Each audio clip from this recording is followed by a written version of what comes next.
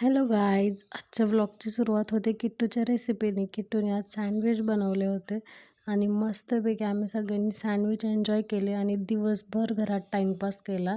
संध्याकाळ झाली की मग निघालो घराच्या बाहेर. घरातील थोडं सामान आणायचं होतं आणि मग खूप सारी मस्ती करत करत सगळं सामान वगैरे घेतलं आम्ही आणि मग किट्टूला फायनली घेऊन गेलो आम्ही गार्डनला.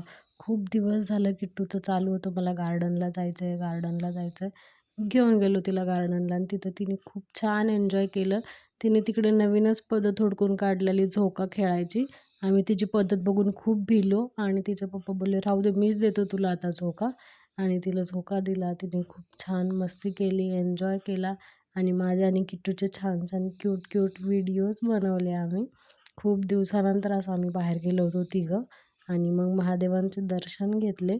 तिथे जवळच मंदिर होतं. मग घरी आलो, सगळं चेंज वगैरे मस्त असं स्किन केअर केलं आणि आता झोपी चाललोय. असा होता माझा आजचा दिवस. Bye, good night. भेटूया उद्या एका नवीन ब्लॉगमध्ये.